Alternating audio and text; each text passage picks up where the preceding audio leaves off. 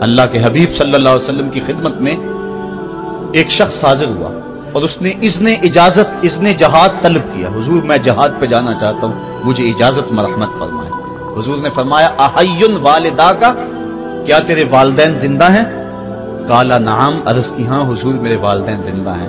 قال ففیہما فجاہد, کہا جا ان کی خدمت کر, یہی تیرا جہاد ہے. ماں باپ کو بلکتا ہوا چھوڑ جائے اور آپ جہاد پہ چلا جائے, ماں فالج میں گری ہوئی ہے اور بیٹا تبلیغی گشت پہ چلا جائے, باپ تڑپ رہا ہے اور بیٹا پیر کی چوکھٹ پہ جھاڑو دیتا پھرے, اللہ راضی نہیں ہوگا. میں سچ کہتا ہوں, اپنے بھی خفا مجھ سے ہیں, بیگانے بھی ناخوش, کہ میں زہر حلاحل کو کبھی کہہ نہ سکا کند. بات وہی کہتا ہوں, سمجھتا ہوں جسے حق. نئے ابلہ مسجد ہوں, نئے تہذیب کا فرزند. محمد عربی صلی اللہ علیہ وسلم سے بڑا پیر کون ہو سکتا ہے؟ لیکن حضرت وہ ویسے کرنی نہیں آ رہے. آقا کریم اپنے بٹن کھولتے ہیں اور کرن کی طرف, یمن کی طرف رخ کر کے لمبی سانسیں لیتے ہیں اور کہا میں رحمان کی خوشبو پا رہا ہوں. ایک دن صحابہ نے پوچھا, بندہ نواز جس کے لیے تڑپتے ہو, جس کی ٹھنڈی ہوائیں آپ کو آ رہی ہیں, وہ آپ کا بڑا پیار کرنے والا ہے. کہا ہاں میرے سے بڑی محبت کرتا ہے. تو کہا پھر اتنی محبت کرتا ہے تو یمن تو دور نہیں ہے. بلال حبش سے آ گیا, سلمان فارس سے آ گیا, سہیب روم سے آ گیا, اور وہ یہاں یمن سے نہیں آ سکا. فرمایا اس کی بوڑھی اور نابینا ماں ہے جس کی خدمت اس کو نہیں آنے دیتی. اللہ اکبر. اب حضرت ویسے کرنی نہیں آئے لیکن خیر التابعین کہلائے. آئے نہیں لیکن حضور ان کی یاد میں تڑپ رہے. اللہ, بلکہ حضور نے فرمایا کہ کوئی جائے اویس بن عامر کو ملے, اور جب ملے تو اس کو کہنا میری امت کی بخشش کی دعا کرے. جو ماں باپ کی خدمت کرتا ہے اس سے ثابت ہوا اس کی دعائیں قبول ہوتی ہیں. میں نے ایک روایت میں پڑھا ہے کہ جو آدمی روزانہ اپنے والدین کے لیے دعا کرے, والدین زندہ ہوں تب بھی, والدین فوت ہو گئے ہوں تب بھی, یہ عادت بنا لے, روزانہ ماں باپ کے لیے دعا کرے, ساری زندگی اس کے رزق میں بے برکتی نہیں آئے گی. اللہ اس کو رزق کی فراوانی عطا کر دے گا. اور جو والدین کے لیے دعا نہیں کرتا اللہ تعالیٰ کی رحمتوں سے محروم ہو جاتا ہے. حضرت ابو ہریرہ رضی اللہ تعالیٰ عنہ جب بھی ہاتھ اٹھاتے تھے تو یہ دعا کرتے تھے, اللہم اغفر لأبی ہریرہ ولأمی ولمن استغفر لہما. اے اللہ ابو ہریرہ کو بخش دے, حضرت ابو ہریرہ کی ماں کو بخش دے, اور قیامت تک جو ہم دونوں کے لیے بخشش کی دعا کرے اس کو بھی بخش دے. حضرت امام محمد بن سیرین ایک بزرگ ہوئے تابعی, جب بھی دعا کرتے تھے یہ دعا ضرور کرتے تھے, اے اللہ ابو ہریرہ کی بخشش کر دے. کسی نے کہا کہ تمہیں ابو ہریرہ رضی اللہ تعالیٰ عنہ ان کی ماں سے بڑی ہمدردی ہے. کہا ان سے جو ہمدردی ہونی ہے وہ تو ہونی ہے. انہوں نے کہا ہوا اے اللہ ابو ہریرہ اور ان کی ماں کو بخش دے, جو ان کے لیے دعا کرے اس کو بھی بخش دے. تو میں دعا کر کے اپنی بخشش پکی کر رہا ہوں. تو والدین کے لیے دعا کرنا اللہ کی رحمت کو دعوت دینا ہے. تو فرمایا کہ جاؤ اویس بن عامر کو جانا اور جا کے اس کو میری امت کے لیے دعا کا کہنا. حضرت سیدنا عمر فاروق حضرت علی المرتضیٰ گئے, جا کے ڈھونڈا, تلاش کیا, اویس بن عامر ملے, حضور کا سلام کہا, بس پھوٹ پھوٹ کے رونے لگے. کہا بتاؤ میرے رسول کے لبوں پہ میرا نام کیسے آیا تھا؟ حضور میرا جب تذکرہ کرتے تھے کیسے کرتے تھے؟ یہ درد دیکھا تو بولے کہ کیا آپ اتنی محبت رکھتے ہیں تو پھر ملنے کیوں نہیں آئے حضور کو؟ اتنا جو پیار رکھتے ہیں تو زیارت کرنے کیوں نہیں آئے؟ تو حضرت اویس کرنی نے بات کی رخ کو بدلا. کہا تم نے میرے رسول کو دیکھا, تم نے میرے رسول کی زیارت کی ہے؟ کہا ہاں ہم تو صبح و شام وہاں رہے ہیں. کہا پھر بتاؤ حضور کی یہ ابرو جڑے ہوئے تھے یا کھلے ہوئے تھے؟ اب دونوں حیران ہو گئے. کہا تم نے تو دیکھا, میں نے تو دیکھا نہیں, تم بتاؤ نا. پھر میں تو گیا نہیں, مجھے کہتے ہو گیا نہیں, تم بتاؤ حضور کے ابرو جڑے ہوئے تھے یا کھلے ہوئے تھے؟ حیران ہیں. کہا حضور آپ ہی بتلائیے. کہا کوئی دور سے دیکھتا تو جڑے ہوئے نظر آتے, قریب آ کے دیکھتا تو کھلے ہوئے نظر آتے. یہ وہ ہے جو ماں کی خدمت کرتا رہا اور حضور کے دربار میں حاضر نہیں ہو سکا, لیکن حاضری اس کی تھی, وہ جہاں بھی تھا وہ نبی کے قرب میں تھا. تو اس لیے ماں باپ کی خدمت اتنا بڑا وظیفہ ہے. حضرت بایزید بستامی کہتے ہیں میں نے حق معاف کروا لی اپنی ماں سے, کہ ماں تیرے حق ادا کروں یا اللہ کے حق ادا کروں؟ تو مجھے اپنے حق معاف کر دے, میں اللہ سے اپنے حق معاف کروا لیتا ہوں, اپنی اللہ کو راضی کر لیتا ہوں. جنگلوں میں گھومتے رہے, 12 سال بیت گئے. ایک دن دوبارہ آئے, بستان کی سمت سے گزرے, خیال آیا چلو ماں کو سلام کر جاؤں. तहज्जुद का वक्त था, रात का वक्त था, दरवाजे पे खड़े रह गए कि मेरी माँ सोई होगी, मैंने कभी कोई खिदमत नहीं की माँ की, तो अब उठा के तकलीफ क्यों दूं। सारी रात खड़े रहे। जब तहज्जुद का माँ वक्त गुजरा तो नाली से पानी आया, समझ गए कि मेरी माँ तहज्जुद के लिए उठी है।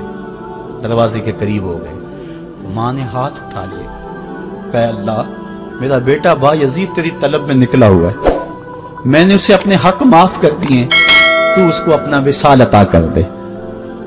हजरत बा यजीद दरवाजा खटखटाने लगे और माँ के कदमों में लिपट गए और रो के कहने लगे, जिस रब को मैं जंगलों में तलाश करता हूं वो तो रब मेरी माँ के पास है। तो माँ की दुआओं में अल्लाह की रिजा है, माँ राजी हो जाए तो समझ लो खुदा राजी है। अल्लाह ताला जल्ला शानहू ने इरशाद फरमाया, वक़दा रब्बुका अल्ला ताबुदू इल्ला इय्याहु, तेरे रब ने यह तय कर दिया है कि उसके अलावा किसी की पूजा नहीं करोगे। व बिल वालिदैन एहसाना, और वालिदैन के साथ उसने सुलूक से पेश आओगे। इम्मा यबलुगन्ना इंदकल किबरा अहदुहुमा औ किलाहुमा फला तकुल लहुमा उफ़्फ़िन वला तनहरहुमा, अगर तेरे पास दो या दोनों में से एक बढ़ापे को पहुंच जाएं तो फिर उनके सामने तूने उफ भी नहीं कहना और ना उनको झिड़कना है और उनसे नरम लहजे में बात करनी है। जब माँ बाप जवान हो, बच्चों की जरूरियात पूरी कर रहे हैं, उनके तालीमी अखराजात और उनके मुआशी सारे मामलात दुरुस्त कर रहे हो, तो उस वक्त तो वालिदैन की बच्चे ताजीम करते ही हैं। इम्तिहान उस वक्त शुरू होता है जब माँ बाप बूढ़े हो जाते हैं और चलने फिरने की सख्त भी नहीं रहती, सिर्फ सांस की एक डोरी लटकी रहती है। और जिस तरह बच्चा अपने बदन से मक्खी भी नहीं उड़ा सकता था, अब ये हालत माँ बाप पर आ गई और बच्चे की तरह मिजाज चिड़चिड़ा हो गया। जमाने के हालात बदल गए, लेकिन माँ की पुरानी, बाप की वो पुरानी रवश है। वो उसी अंदाज में, उसी डगर में बात करता है। ये आजमाइश के दिन है, ये इम्तिहान के दिन है। अब देखना है वालिदैन की इस वक्त तालीम कौन करता है। फरमाया, इम्मा यबलुगन्ना इंदकल किबरा, अगर तेरे पास वो बढ़ापे को पहुंच जाएं, दोनों पहुंच जाएं, या तेरी खुशकिस्मती कि दोनों में से एक पहुंच जाएं या दोनों पहुंच जाएं, तो फिर उनकी तूने ताजीम करनी है। क्या, कैसे ताजीम करनी है? फला तकुल लहुमा उफ़्फ़िन, तूने उनको उफ भी नहीं कहना। हजरत इमाम फखरुद्दीन राजी के हवाले से मैं आज ही सुबह या गुज़श्ता शब उफ की तशरीहात देख रहा था। उन्होंने 12-13 अकवाल बयान किए हैं, लेकिन 2 कौल फरमाते हैं। उफ ये है कि इंसान के बदन के ऊपर जो शफाफ रहता हो, साफ रहता हो, मट्टी पड़ जाए, रेत का जर्रा पड़ जाए तो उसको फूंक मार के उसको हटाता है, तो वो फूंक से जो आवाज पैदा होती है उसको अरबी में उफ कहते हैं। तो फिर उफ हर उस चीज के लिए मनकूल हो गया जो नापसंदीदा है। एक तो कौल ये है कि वालिदैन के सामने इस एहतियात से रहो। दूसरी बात, आप फरमाते हैं उफ का मफहूम ये है कि जब माँ बाप बूढ़े हो जाएं तो बोलो बरास चारपाई पे निकल जाता है और इंसान उनको उठा के उनकी खिदमत करता है, सफाई करता है, कपड़े बदलता है। इंसान की तबीयत में जो फितरी नफासत है उसके तहत उसको माँ बाप से जो मकरूह और नापसंदीदा बू आती है उससे वो बचना चाहता है। वो नफरत माँ बाप से नहीं होती, वो नफरत उस बदबू से होती है जो माँ बाप के बदन से या चारपाई से या कपड़ों से उठ रही है। तो बंदा अपने जो है वो नाक पे कपड़ा रख लेता है उस बदबू से बचने के लिए। तो उफ के मफहूम को बयान करते हुए हजरत इमाम राजी कहते हैं कि इंसान को इस बात से भी रोका गया है कि तू अपने नाक पे कपड़ा रख के अगर उनको सफाई कर रहा होगा तो माँ बाप के नाजुक दिल पे कहीं ये बोझ ना आ जाए कि मेरा बेटा मुझसे नफरत कर रहा है।